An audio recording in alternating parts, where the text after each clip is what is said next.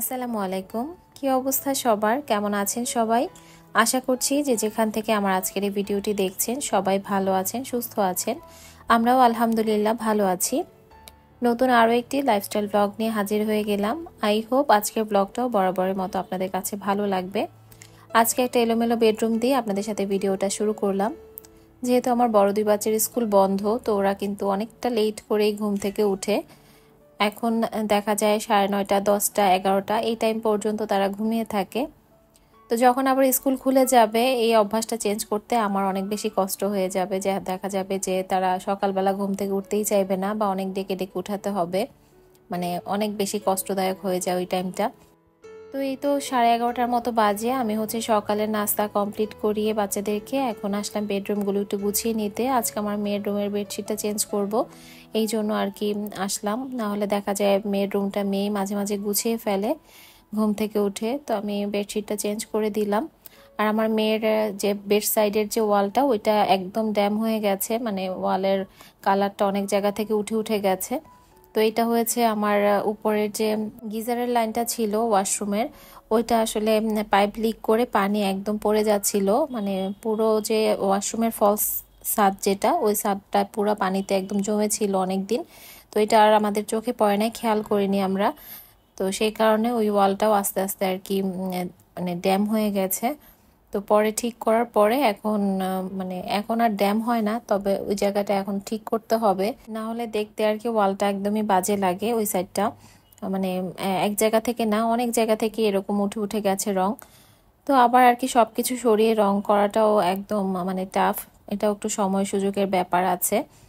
তো যাই হোক, এখানে আমি বিছানা চাদরটা চেঞ্জ করে নিলাম। আর বাইরে এখনো বৃষ্টি হচ্ছে।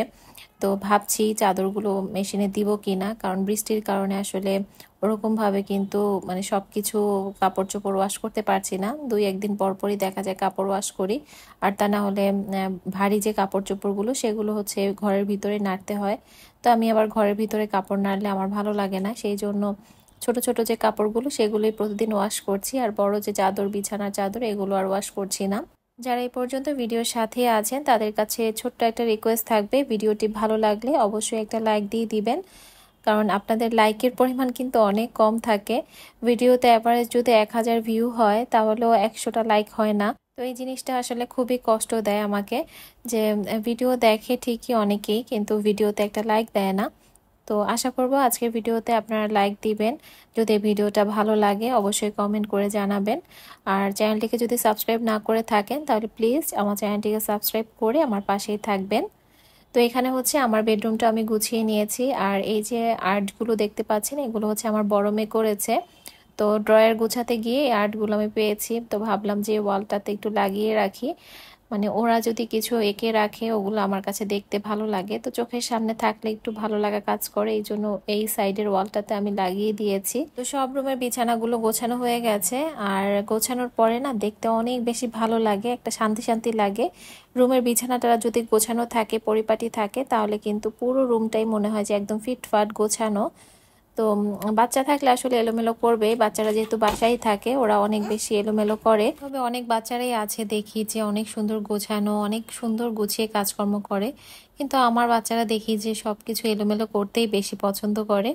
তো যাই হোক, হয়তো বা আমি বেশি গোছানো দেখি আমার বাচ্চারা বেশি এলোমেলো করে, আমাকে বেশি বিরক্ত করে। তো আমার মা কিন্তু এরকম ছিল, অনেক বেশি গোছগাছ মানে এরকম করতো। যখন আমি বাসায় ছিলাম তখন দেখতাম যে আম্মু সারা দিন ঘরবাড়ি গোছাতো, আর আমি ছিলাম অনেক বেশি অগোছালো, আমি একদমই কাজকর্ম করতাম না বিয়ের আগে। তো আম্মুকে দেখতাম সব কিছু গুছিয়ে সুন্দর করে রাখতো, আমার রুম, তারপর আমার বোনের রুম, সব কিছু গুছিয়ে রাখতো। তো এখন নিজের যখন সংসার হয়েছে এখন বুঝি যে না, এখন আমার সংসারটাকে আমার গুছিয়ে রাখতে হবে, সুন্দর করে রাখতে হবে। আসলে গোছানো একটা সংসার কিন্তু প্রত্যেকটা মেয়েরই স্বপ্ন থাকে। ছোট হোক আর বড় হোক, সংসার মানেই মেয়েদের একটা ভালোবাসার জায়গা, অন্যরকম একটা শান্তির জায়গা। তো এই সংসারটা আসলে মেয়েরা সব সময় পরিপাটি করে সুন্দর করে গুছিয়ে রাখতে চায়। আমি কিন্তু আমার সংসার জীবন শুরু করেছি নিচে তোশক বিছানো আর কি, ওরকম ভাবে ঘুমিয়ে ওখান থেকেই শুরু করেছি। আলহামদুলিল্লাহ আজকে আমার সংসার সব কিছুতে পরিপূর্ণ। তো যখন আমি সংসার জীবন শুরু করি আমার হাজবেন্ডের কিন্তু কোনো বাসায় ফার্নিচার ছিল না। তো আস্তে আস্তে কিন্তু আমার সব ফার্নিচার হয়েছে, আমার সংসার একদম পরিপূর্ণ হয়েছে আলহামদুলিল্লাহ। তো যখন আমি সংসার জীবন শুরু করি তখন আসলে আমার মানে বাসায় এসে আমি শুধু একটা ফ্রিজ পাই। তো এটা হচ্ছে আমার হাজব্যান্ড কিনেছিল মানে বিয়ের আগেই, কয়েকদিন আগে আর কি, আমাদের বিয়ের আগে। আর আর কোনো কিছুই ছিল না, একটা খাটও ছিল না, মানে নিচে ফ্লোরিং করে ওরা ঘুমাতো।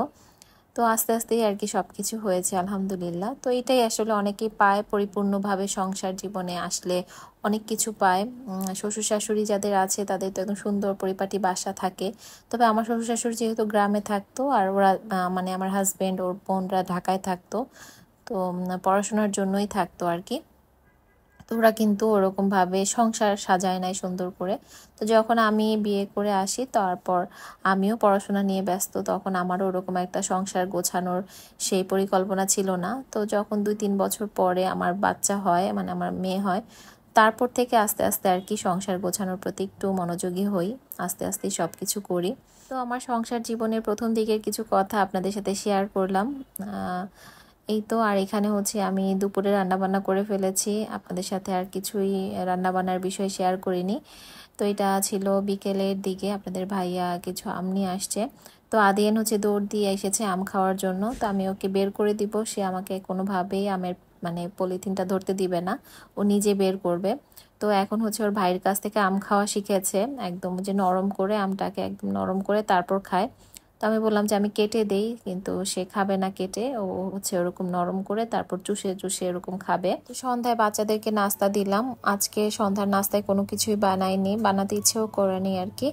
তো দুধ দিয়ে দিয়েছি আর বিস্কিট। তো মাঝে মাঝে যখন আমার ভালো লাগে না কিছু বানাতে, বেশিরভাগ সময় সন্ধ্যার নাস্তাটা আমার বানাতে ইচ্ছে করে না, তো ওই টাইমটাতে আমি দুধ, বিস্কিট বা পাউরুটি এগুলো দিয়ে দেই, মানে শর্টকাটে যেটা হয় আর কি।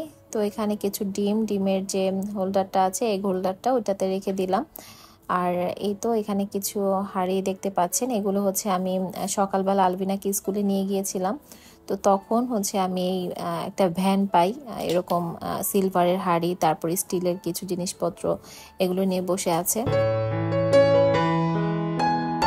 তো এই যে এখানে 3টা হাঁড়ি আনলাম। আসলে আমি যখন ভ্যানের কাছে যাই তখন আমার মনে হচ্ছিল যে কিছু কিনবো না, হালকা পাতলা যদি কিছু পছন্দ হয় নিব।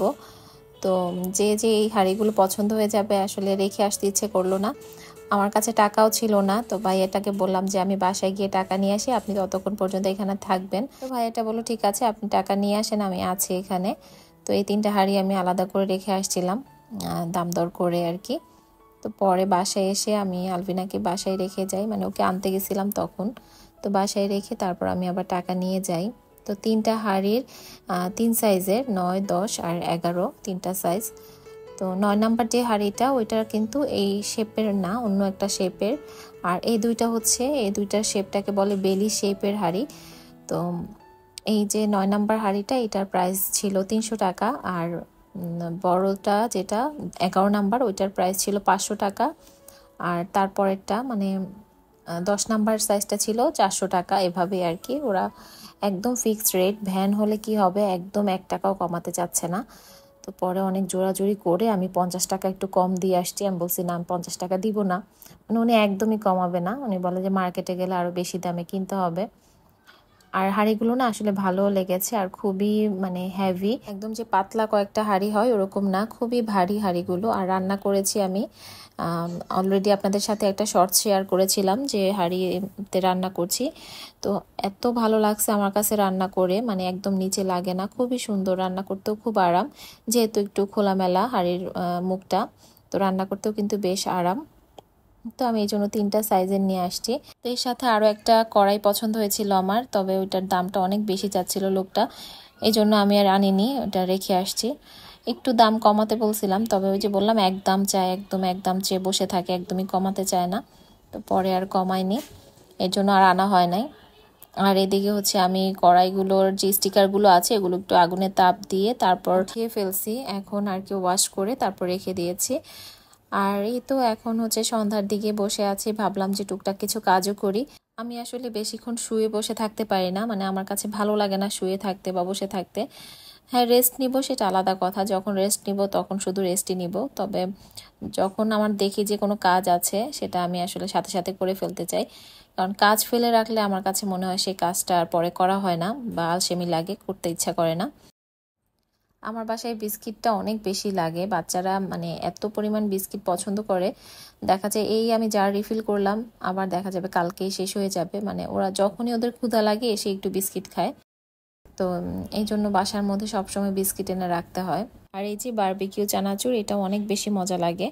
আর এখন যে বৃষ্টির সময় না, একটু ভাজা পোড়া তারপর এরকম ঝাল চানাচুর মুড়ি মাখা এগুলো খেতে না ভালোই লাগে। তো এই কাজগুলো গুছিয়ে তারপর হচ্ছে আমি আলবিনাকে পড়তে বসাবো। ওর হচ্ছে এখনো কোনো টিচার দেয়নি, যেহেতু ক্লাস 1-এ পড়ে। তো এখনো আমি পড়াচ্ছি।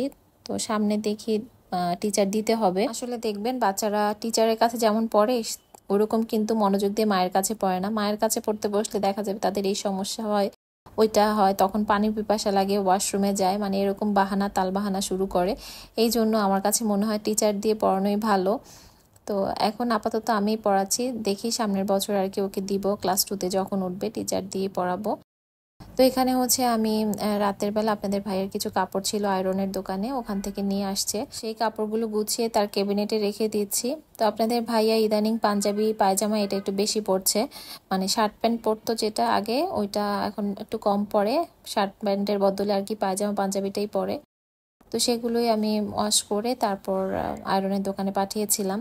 মাঝে মাঝে নিজেই আয়রন করে দিই, আবার মাঝে মাঝে এরকম দোকানে পাঠিয়ে দিই, নিজের যখন আয়রন করতে ইচ্ছে করে না।